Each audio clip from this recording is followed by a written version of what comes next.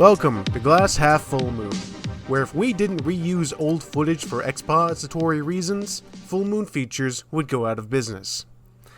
I am your host for this evening, and I am joined by my two co-hosts, Casey and Quenton. Woo!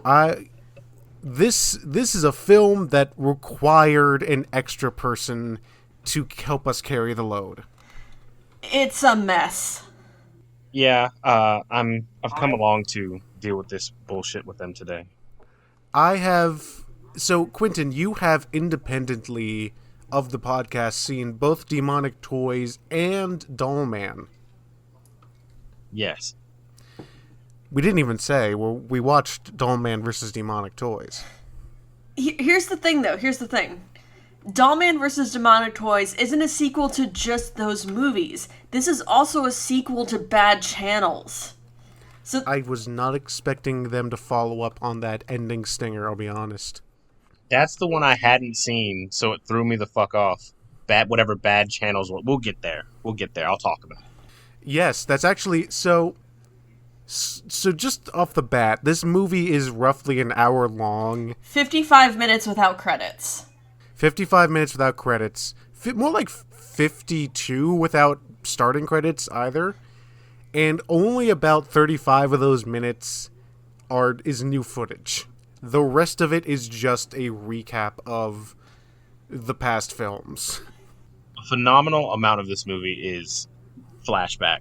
In reality, we have like the basic premise set up and then a very messy climax as far as like the actual meat of this film. A very messy and lackluster climax, in my opinion. Agreed. Yeah, that's part of it. But it's so Quenton, while you're here, I think it's very apropos that we brought you in, because since a good portion of this is just recapping films we've already seen, I'm interested to get your kind of opinions on those things as we go back for the recaps.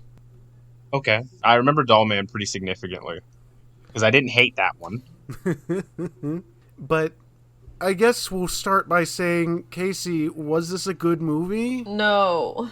Tim Thomerson can only carry so much on his tiny little back. Tim Thomerson!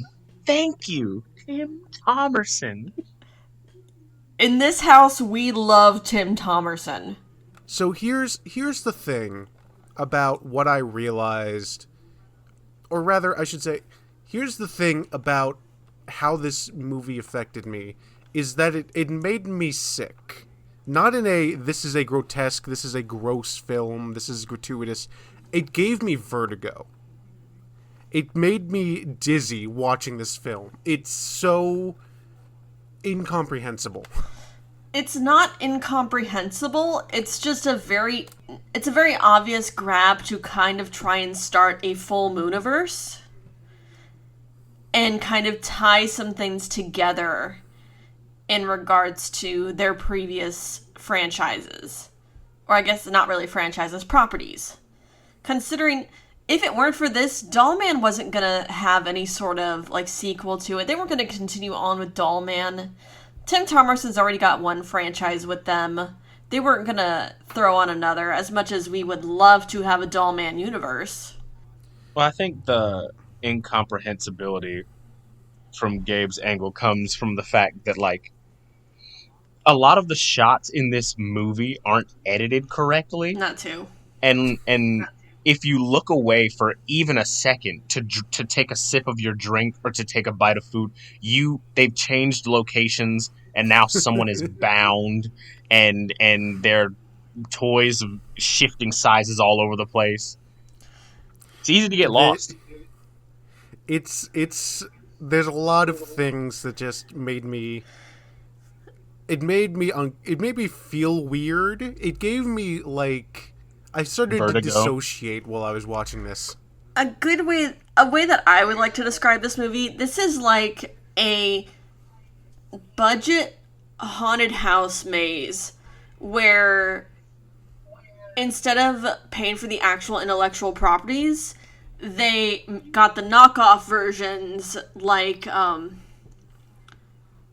It's like the hockey mask with a chainsaw. yes, kind of they thing. got the knockoff versions of these famous IPs, and then just Legally distinct. and then just shoved you through it at as fast a pace as possible to get the next group in. Get on the coaster, go through, and get whatever experience Yep. you paid for. At least I can give Full Moon Features this. They let the cinematic universe kind of simmer longer than DC did. They at least had a couple movies to build that up, but Everyone got their own movie. But I gotta ask, would we take the Full Moon universe against Universal's Dark World universe with all the Universal monsters that they were trying to do with the Mummy rehashing? If that had worked, it could have been like so cool and moody, and for all like the emo and scene kids to really enjoy. If it had been done If well, it had worked, unfortunately- I would have been all over it, considering I fucking love the Universal monsters. They're a classic. Yeah, absolutely. But I want to say the Full Moon universe might have been done better. Oh, no, absolutely. That's sad. Other than the only other example of film properties crossing over up to this point would have been like Kong versus Godzilla, right? Well, I mean, the Universal monsters had been crossing over endlessly at this point. Like, of course, you got Frankenstein meets the Wolfman. You got all kinds of stuff because they were always churning those out, trying to keep that notion of the Universal monsters going. I like how we're talking about most things other than the movie at this stage. We have 53 minutes of content to cover. Okay, we got a stat pad somehow. Let's get into the movie. I don't want to. So we open up on a sunglasses pan out. We open up with the post-credit scene from Bad Channels, showing Right. Brick Bardot hitchhiking to Pahuta, Pahuta. the city Correct. in California where Bad Channels took place. So I'm going to bring up some of the people in the credits here. First of all, just on a whim, I saw a guy who did the special effects for this by the name of Michael Deck. And on a whim, I looked him up. And he went on to work on the Ang Lee Hulk movie, Tales from the Hood, Pirates of the Caribbean, and Rob Zombie's Halloween. So he stayed on about the same level. I don't know. I mean, Tales from the Hood, the first one was great. The first Pirates of the Caribbean movie was also good, but I guess the idea of everything going to shit eventually. That's fair. We also have Dick Band, though I don't think he created any original music for this film. I think it's all just reused. More than likely, but this one was written and directed by Charles Band. And apparently Quiet Riot had half of their song played at one point, so they put them in the credits. And Quenton, did you notice? Milo's back. Oh my god, Milo. The one and only, the literal singular Milo in the Brazilian tradition of the one name Milo. There has been no observance of this man for any of the films we've done other than this one with you. And Dr. I'm so Morgan. glad I could be back for the artistic splendor of Milo. Wait. We only ever see Milo when Quenton is around.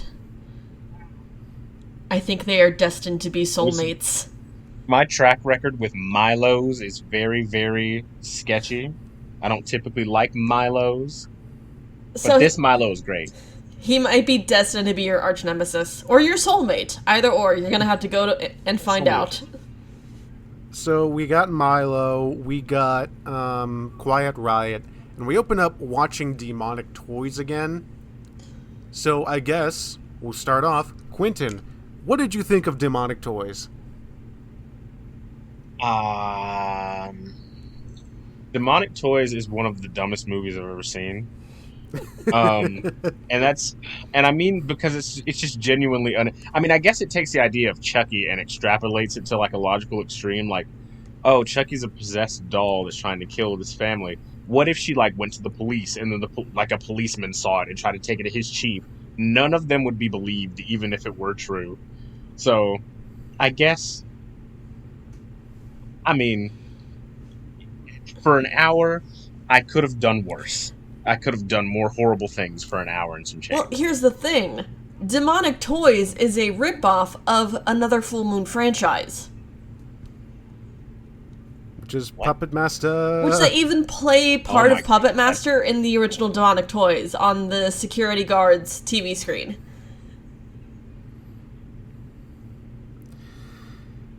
It's Why? weird. Do they just want to? Why? They actually... It's not the first time that they did that, where they referenced another Full Moon feature within a Full Moon feature. They did the same thing in Trancers 2, when the trailer for Crash and Burn was played on TV. Okay. It's weird. It's something Love a that they self-reference. tend to do. It's such an odd choice to... I don't know. I feel like it's weird to have this kind of self-referential content in an era where access to all of that would be very difficult, right? I guess it could have been as a little nod to the people who really like Full Moon movies.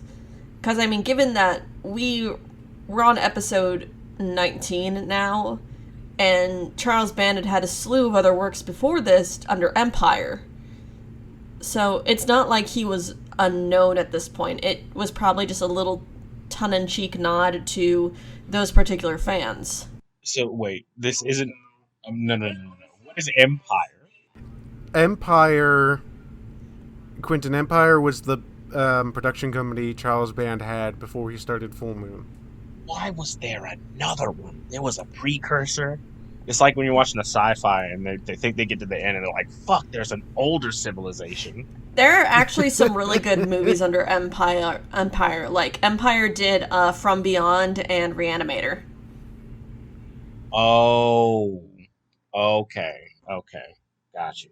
Reanimator seems like it required a little more money than is displayed in a lot of these Full Moon movies. We've stopped talking about the movie again. Oh, right. Okay, yeah.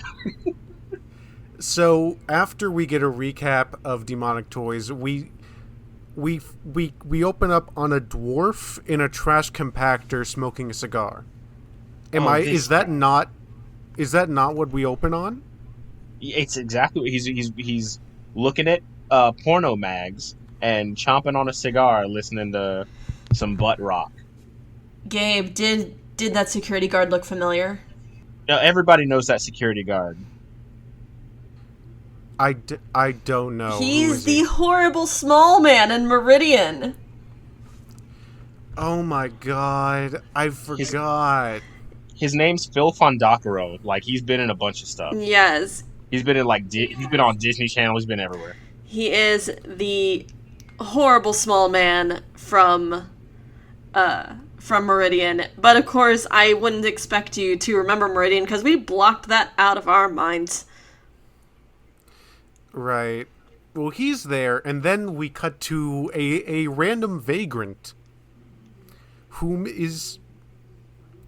I think I might have been in a fugue state when I was writing these notes, because when I saw the vagrant walking around talking to himself, I wrote down, "This feels Shakespearean." Oh, did it? You fell into a trance quickly. You fell into a trance really, really fast. I don't know if there was anything Shakespearean about this. I mean, like a vagrant falls in through like a window, and he's drunk, shuffling around. Did he come through a window or through the vent? The only way this could be Shakespearean is if it were referential to Tromeo and Juliet. That's a pull. That's a real No. pull. It means it's terrible. But he's stumbling around this like little warehouse of toys, and he looks at one of the racks of like dolls and stuff, and he goes, "I hope you don't mind me spending the night, and if you do, fuck you." To a bunch of dolls. He's a drunken vagrant. He knows not That what he guy was does. sloshed. It was so funny. I read that scene back so many times. If you do, fuck you. Or Well, God. of course, he's there to be our first victim, because we need to have one. Okay, so that's why he's there. Why is Judith there? Because then we cut to her outside, and she seems to be there for no reason. So, She's actively violating her superior's orders. yes. So the reason Judith is there is because she's still traumatized from what happened the year prior at this warehouse, and she's like, oh, the toys, they're gonna come back. They're not gone. And she's been waiting for their resurgence. But she enters the warehouse, and it turns out she's on suspension, and she's being a loose cannon cop who doesn't play by the rules. That is what she is, but do you want to know what she's not right now? Pregnant. She was totally pregnant in the last movie, and a non-insignificant plot point was the fact that that child was going to go to term. Well, if it's been a year, she's probably postpartum.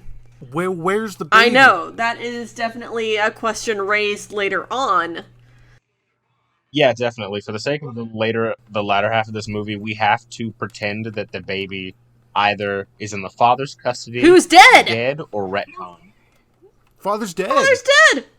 Oh, well then the baby is dead or retcon. Or, like, I don't know, baby is with some unspoken grandmother. Or something. But while we ponder this, the homeless man is riding around in a drunken state on a tricycle with a little horn squeaker. And he runs into some boxes. The boxes fall on him, and he immediately plastic dies when he balls. hits the floor. This scene almost took me out. I almost just completely fell Oh, like the over. homeless man? 'Cause yes. It's so abrupt of him getting hit by the box, and he falls straight down. This is our first death of the Just a movie, silent and it's shot. fucking weak. Just this drunk-ass homeless man crashing into a bunch of boxes, falling over, and then bleeding out all over the floor. But I guess the demonic toys just needed a little blood. They're back now. With a new friend. So the G.I. Joe type toy, he was not in the original. So when I saw him, my first response in my notes was, the army guy only exists to have Dollman fight someone on screen, calling it now. I was right. You were right, but also, his design is horrible. I called him G.I. Jim for the rest of my notes. That's not incorrect. He looks like Guile from Street Fighter. Kinda does. If he had been beset by the curse from The Grudge, or Have The you Ring, ever seen? The Ring, where like they have their faces all stretched out. And contorted with bug eyes. Yes, Have you ever seen the film Small Soldiers? I have. He looks like the Yes. main guy from that, like the main small soldier. The main small soldier and Guile from Street Fighter had a baby. A tiny plastic baby. Can we review Small Soldiers? Is that a full moon movie? Does that count? No, it's not a full moon movie. We can just do that. We don't need to have this podcast to watch Small Soldiers. I mean, we can talk about it and- later, we just won't record it. Oh, and somehow they made Baby Oopsie's voice worse. It's funnier than last time in my opinion, but he doesn't have as much funny lines. He does quote Hellraiser. I noticed that. I don't remember. Was he a rapist in the first one? Was he just a rapist? No. Because in this one, he's No. just violent. Yes. he says like one or two kind of sneery things, like kind of snide remarks, and the rest is just like, take your clothes off, bitch. Like it's just crazy shit. It's and also they for some reason are able to just teleport away this guy's body. For some reason, Flesh for the flesh god. No, like Judith is deliberately disobeying her captain's orders and investigating the warehouse, where she comes across the toys just as she expected to. She yells, "Jesus Christ!" and baby Oopsie Daisy goes, "Not quite, slut." yeah, I think you added that slut. No, She he did. added the slut. That was him. I swear. Every line of his was like that. Calling women sluts and bitches. Baby Oopsie Daisy is very misogynistic. I hate baby Oopsie Daisy so fucking much. I feel like he was the like worst. he was an insert for one of the writers or something. Like I feel like Baby Oopsie was speaking through someone. Do you mean speaking for someone? Yeah, speaking for someone. They were speaking through Baby Oopsie. And then we cut to Julia coming in. She sees the toys. Judith, rather, yeah.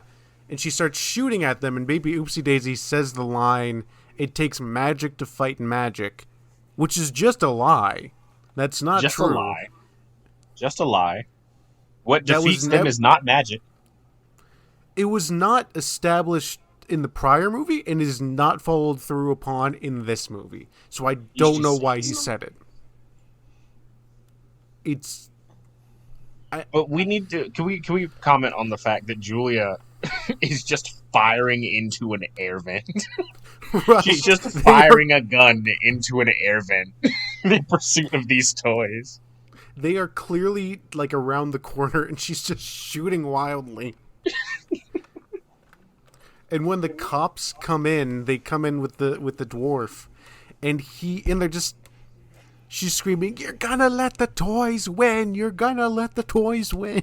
Just stark raven mad, firing a gun at an air vent, screaming about possessed toys. Like, I understand you've gone through something. How could you possibly believe anyone would believe you? I have a question for the room.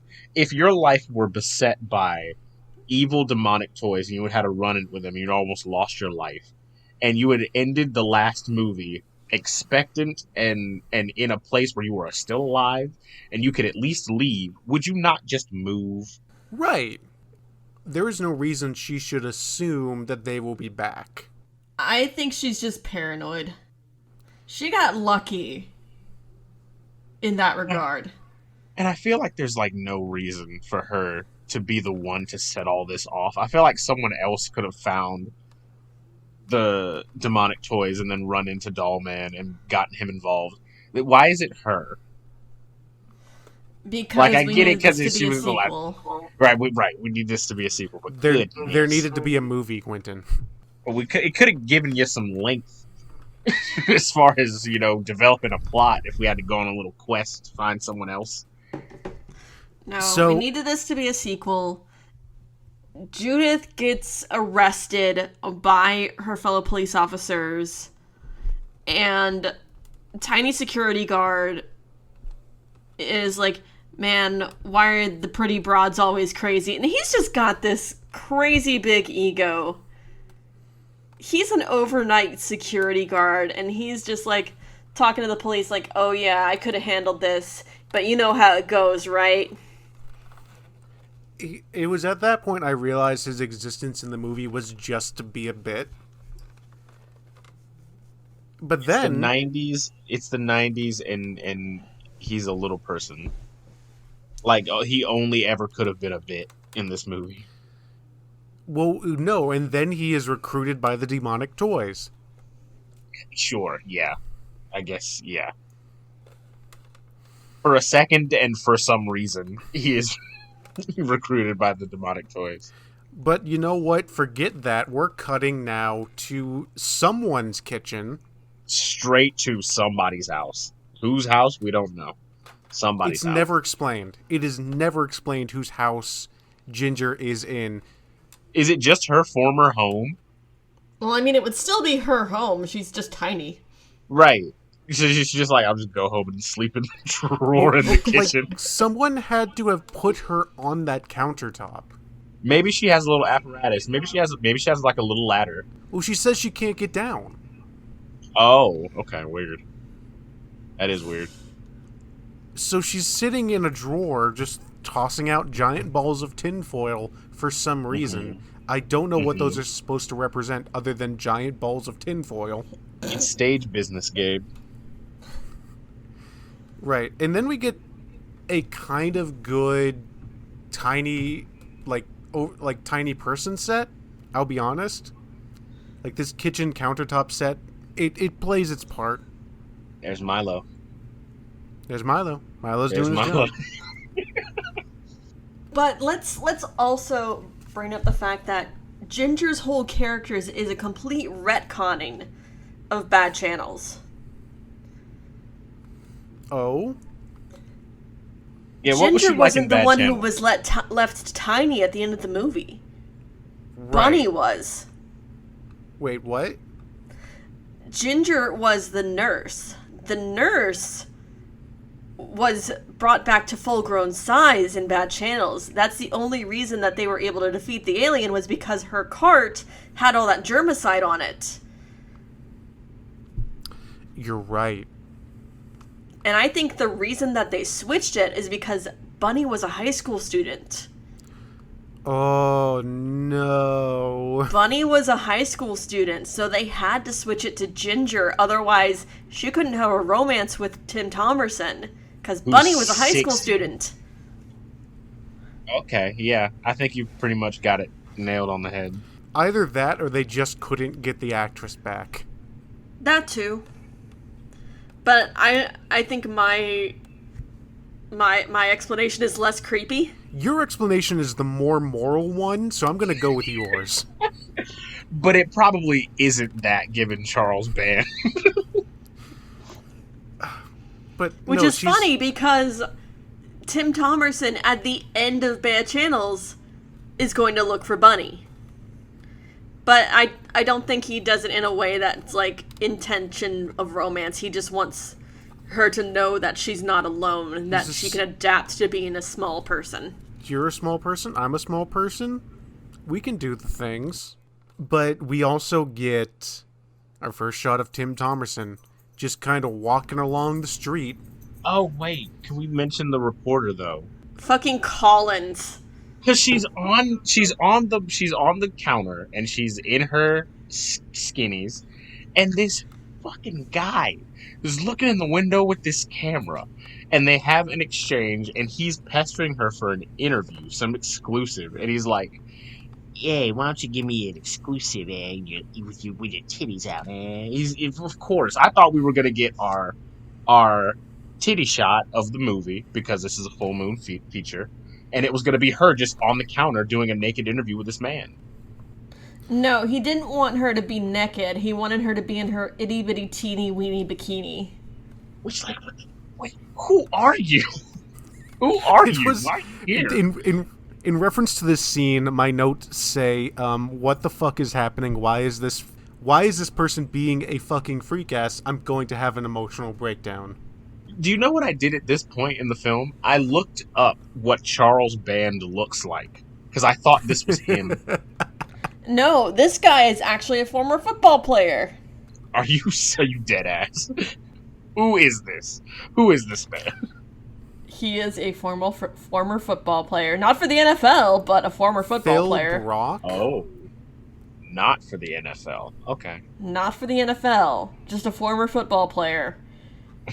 High school, college, like what does that mean? He played football at some point. At some point in his life.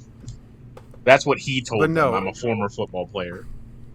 We got a very, very disgusting scene of creepy man doing creepy things. And also, then we get Tim Thomerson, who is just walking down the street for no real reason, could totally be run over by a car. Whatever. Did you see him almost roll his ankle on that rock? I did not. He almost rolls the shit out of his ankle because he steps on a boulder in his path. Oh, and then there's some random guy just staring at him, making noises.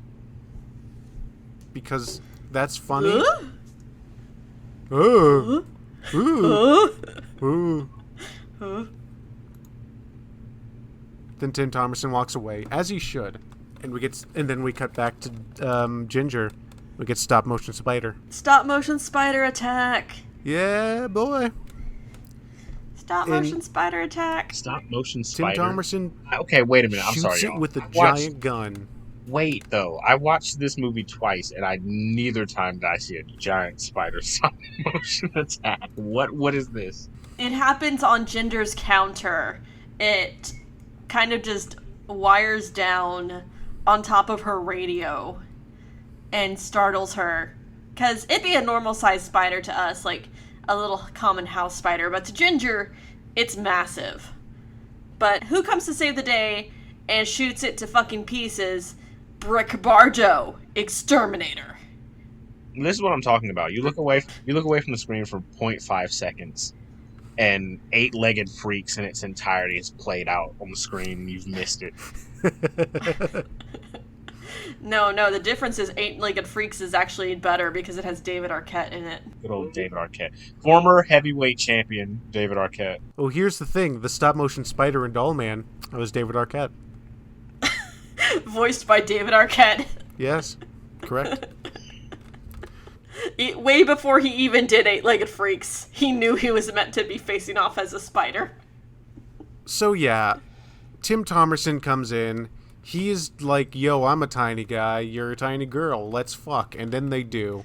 Also, apparently, we find out Demonic Toys takes place near where Bad Channels did, so it's somewhere in California. As we fade away from Tim Thomerson and Ginger to Judith in kind of interrogating Collins to figure out where the tiny doll man lives. She seduces him, and then he gets mad. And then she kicks him in the nuts. He calls her a prick tease, which is so misogynistic it was new to me. I had never heard that one. You've made a new slur. Congratulations, sir. Well, you know what? He deserved that punch in the nuts. And it is at this point I write down, this movie is making me want to vomit. In the sense that I have just gotten off of a roller coaster and I don't know what's happening. And we're only like 10 minutes in at this point. Or at least 10 minutes of new footage. You said it's 10 minutes. We're 10 minutes in. Quenton, we're 20 minutes in. 20, okay, that's better. Right, We're I forget a third how much of the movie through. I forget how much of this. Actually, we're closer to halfway through because also we're just watching Dollman at this point. So, Quenton, what was your opinion on Dollman? Yes, as Brick Bordeaux brings up reused footage of Dollman for expository reasons to explain how he got to Earth. The first Dollman was actually okay. So, like I said, I didn't hate Dollman. Surprisingly enough, I thought, what was the lady that he was with, like the mom who was on the school board?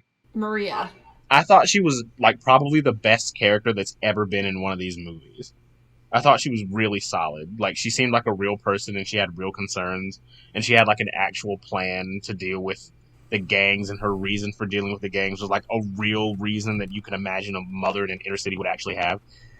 And then she finds this literal Ken doll in a spaceship at war with a decapitated head, and that's where it all kind of falls apart. But he has a gun strong enough to obliterate a man in a single shot, so it's funny enough watching this man just with Colt 45 walking around one-shotting everything he comes across. That's entertaining enough for an hour and 15 minutes. So I'd give it, on this scale, I'd give Dollman like a 7 or 8. That's about right. That's about where it is on IMDb. Does it actually have like an 8 on IMDb? No, it's way lower than that.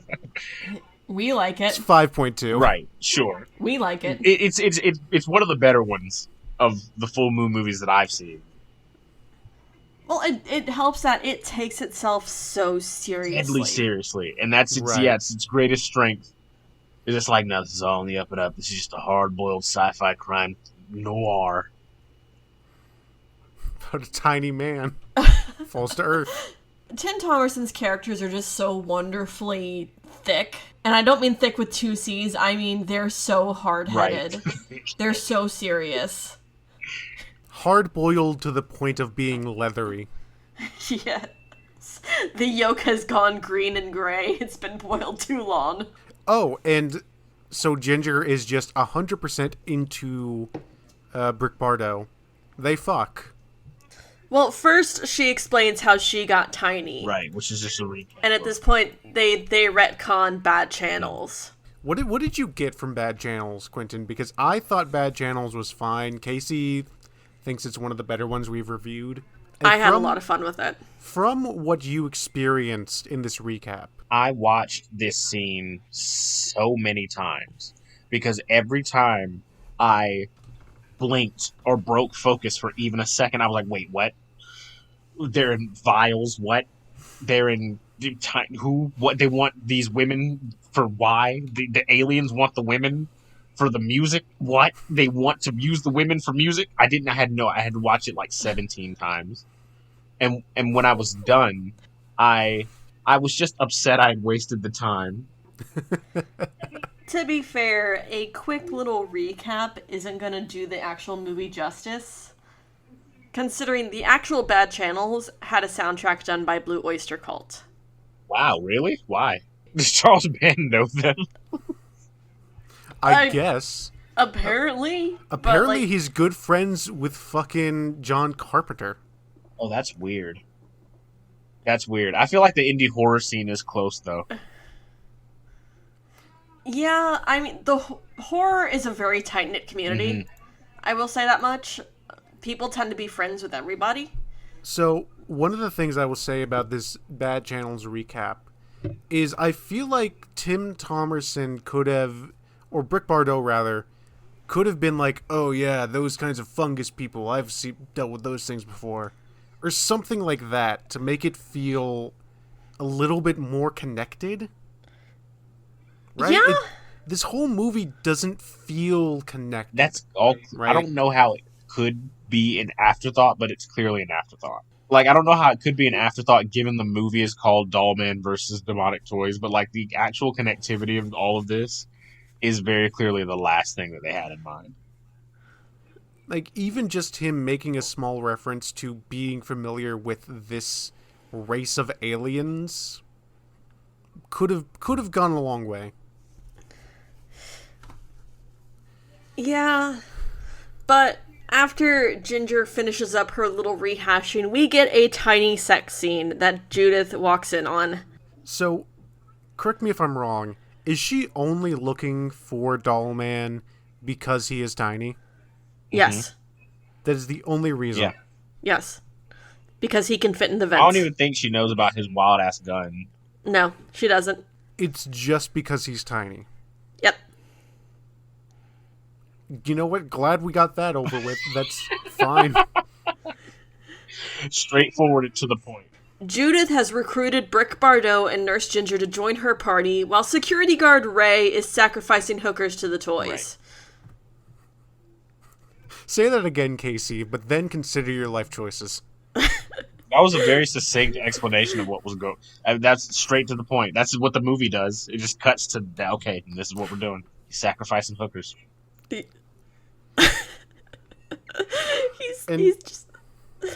just sacrificing hookers. Yeah, and then we get... So things move real quick from this point of just they go to the factory. Warehouse. They go to the warehouse and they start looking around for the demonic toys. And Judith smuggled in Brick and Ginger in a suitcase. Yeah, why? In a briefcase even, not even a suitcase, a briefcase. Why? And you brought no extra supplies or body armor or another gun. Maybe have two guns. You had room in the briefcase. But no, maybe it was the only way they were fine with being carried.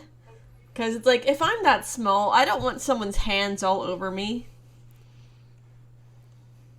Oh, and then we cut to them going into the place. The demonic toys are like, hey, yo, let's kill him. I write down, shut the fuck up, oopsie baby.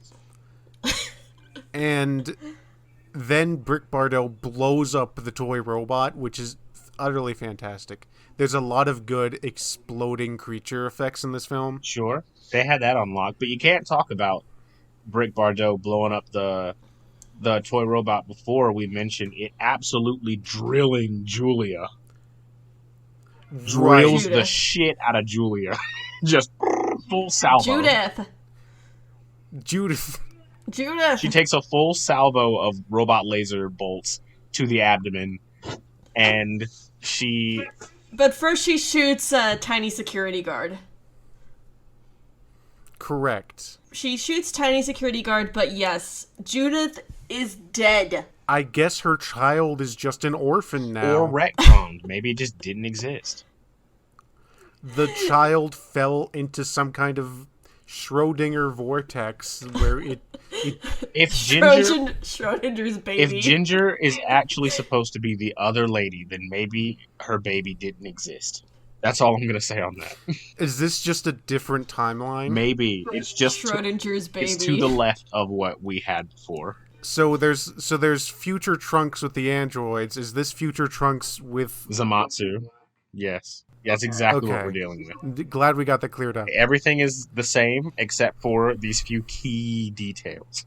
And it was at this point, Brick Bardo has a fist fight with G.I. Joe. Of course they got a man in a suit to play G.I. Jim. Yeah. That's, if you want to have a scene where it's like, oh, here's two toy-sized things, but we already have these puppets that are, actually tiny. Well, of course, we got to have a new guy that's basically just a guy in a suit. Except they made full-sized versions of the demonic toys. Why were those not used to their full effect? Because you just had them. Surely it wasn't like operating cost. It wasn't that they were like too expensive to keep using. Maybe they just had a blood fetish to blow them up immediately. I mean, yeah. Yeah, we just get, at this point, scenes of Brick Bardo running around, tiny people doing tiny things, and we get baby Oopsie being like, yeah, I'm gonna rape this woman. They have Ginger tied to a clock. Bardo is on the ground with his hands and feet tied to two different RC cars with the intent to tear him in two. While baby Oopsie Daisy is like, oh, this is the best bachelor party ever. I'm gonna marry this broad, and then I'm gonna fuck her at midnight. Because midnight's when the master arrives, and then we're gonna start a family and make a baby, and then the master's gonna be reborn. No, yeah. That about covers it. Yeah, it's just, it gets really weird from here on out. It is at this point that I'm just like, Ginger, you did not need to come. You are a liability.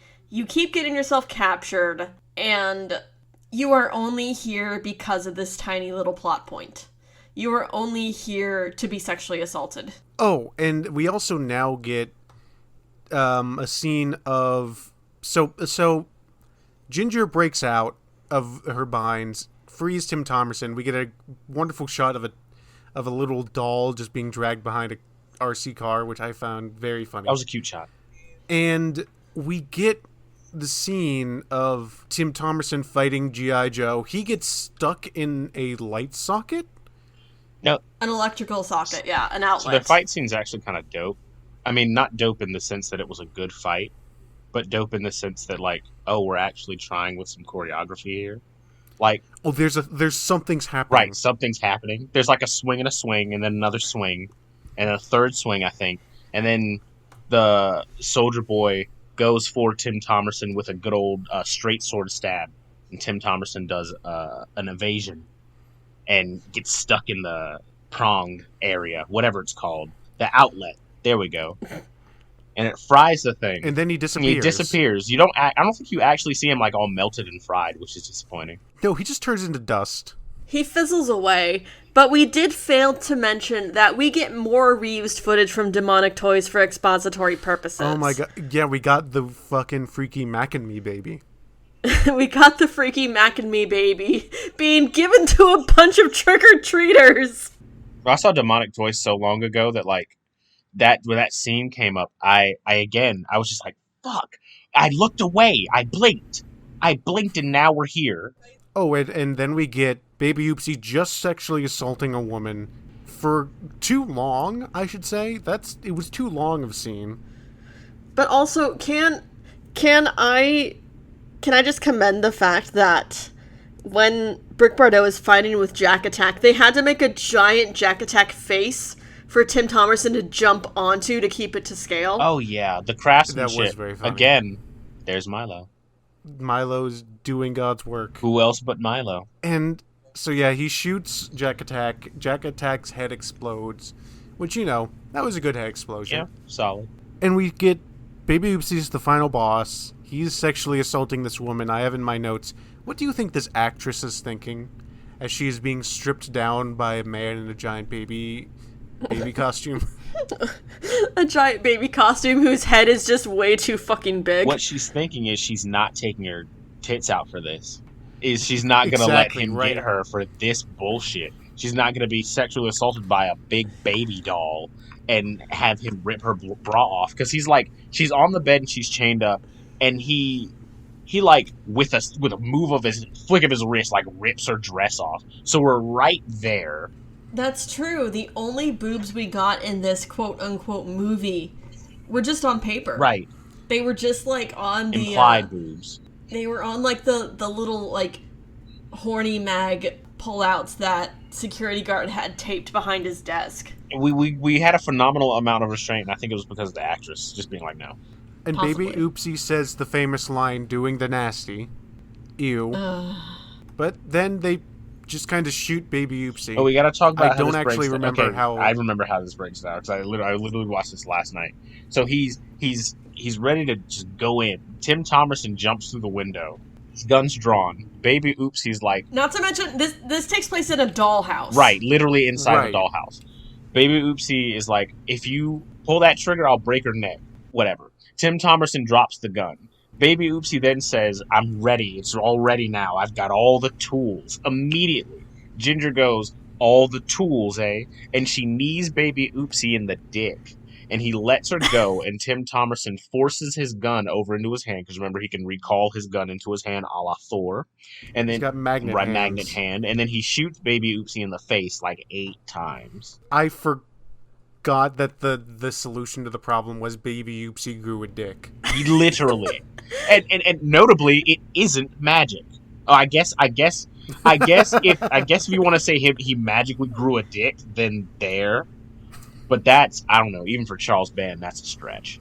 I don't know. I always found some bit of magic whenever I've had to knee someone in the dick.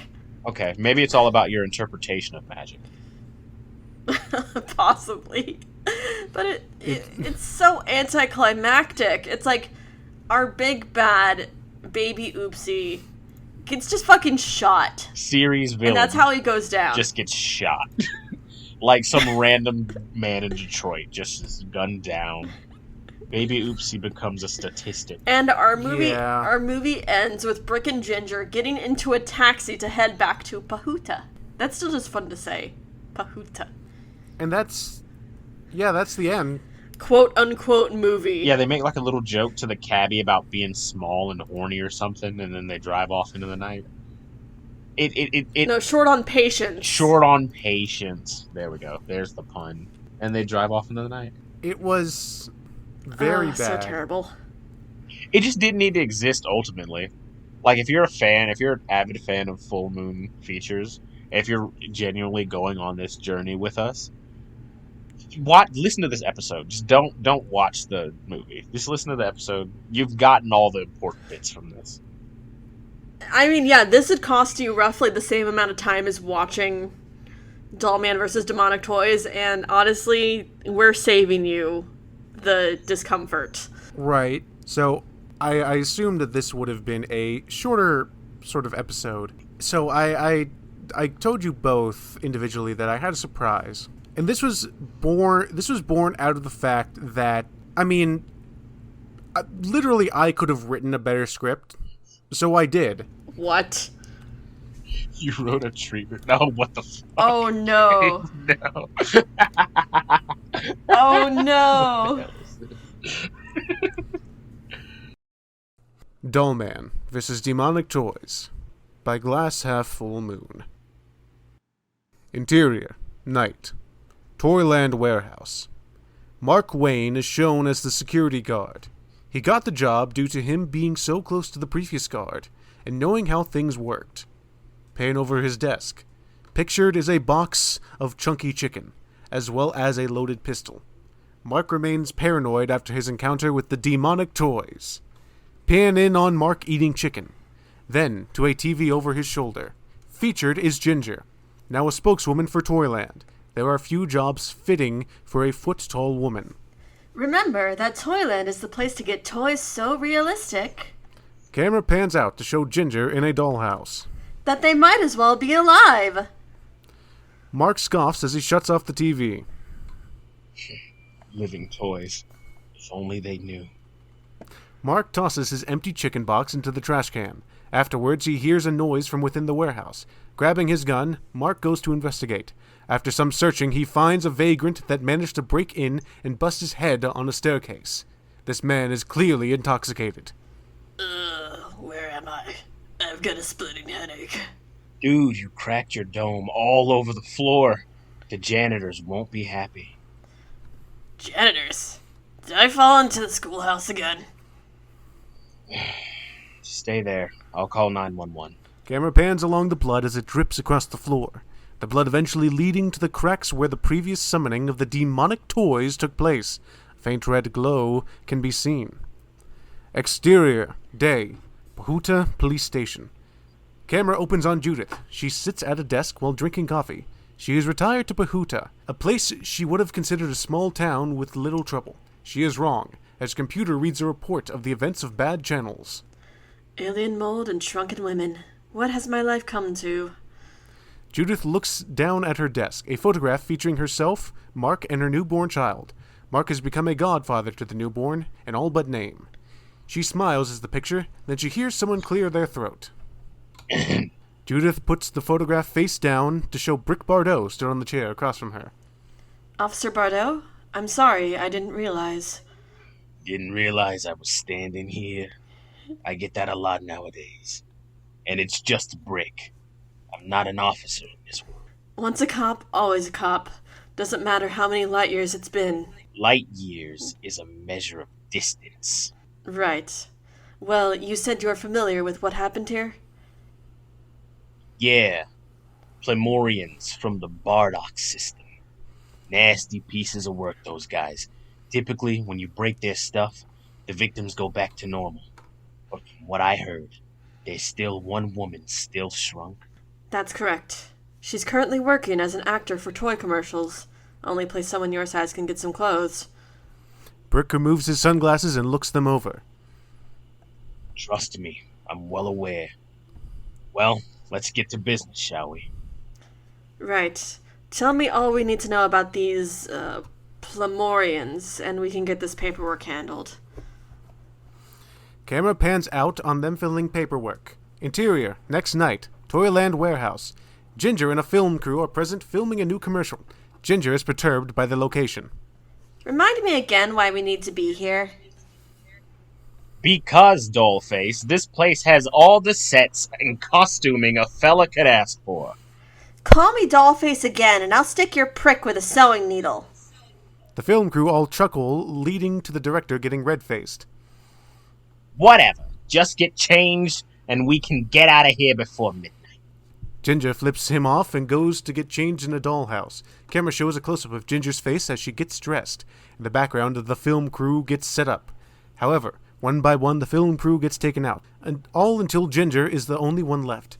Ginger turns around to see a gruesome scene of blood and bodies from the horrific demonic toys. Standing in the middle is Baby Oopsie, wielding a knife. Hi, I'm Baby Oopsie. Wanna play? Ah! Ginger screams, alerting Mark, who was napping on the job. Mark sees the demonic toys yet again. I knew this would happen again. But this time we're ready, punks. Mark grabs a nearby phone and calls up Judith. Interior night, Pahuta Police Station. Judith is shown exhausted and annoyed, as Brick seems to be rambling about nonsense. Brick, is all of this really necessary for the case? We've been here for hours. You think I would be saying all of this if it wasn't necessary? The Plemorian Civil War is required understanding to get to the advent of their molecular reduction technology.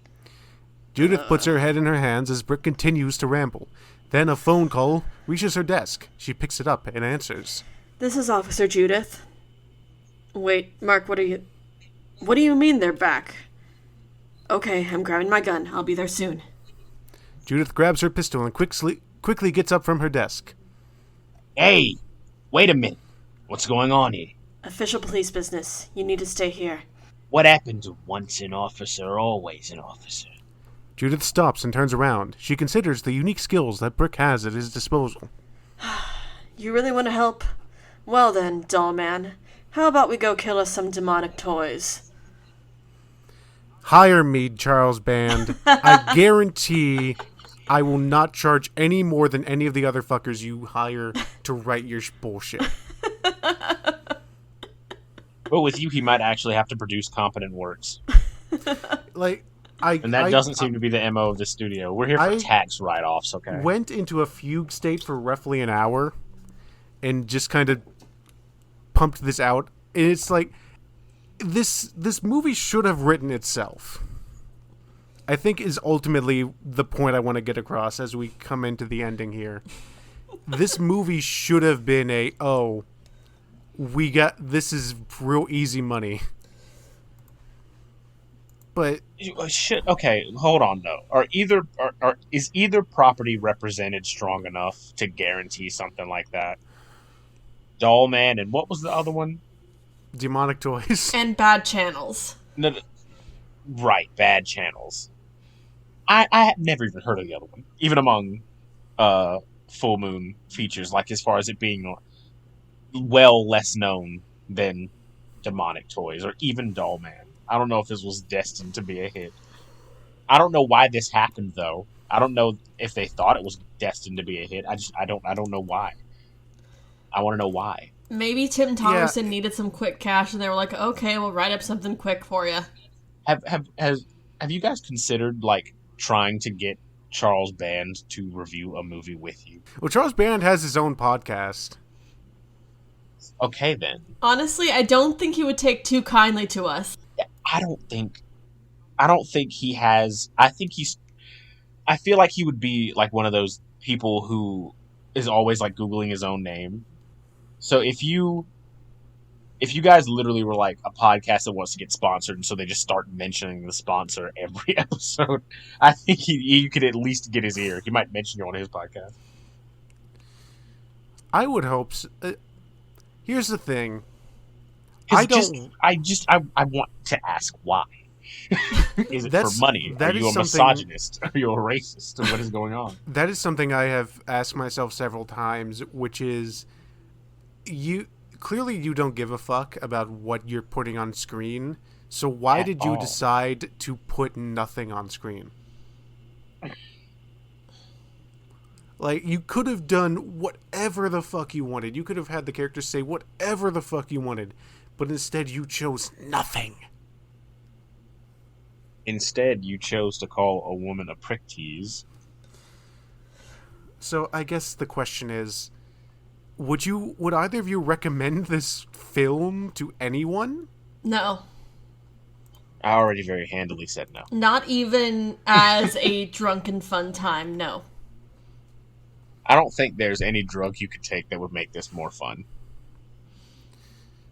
But speaking of putting nothing on screen, let's talk about what we're watching next time. Next time, we are watching what is referred to on Wikipedia as Invisible, The Chronicles of Benjamin Knight, which is the first of a few movies on Wikipedia for Full Moon that doesn't actually have a page. From what I gleaned on the very, very brief synopsis I read on Full Moon Features, this just seems like a Hollow Man ripoff. But when did Hollow Man come out?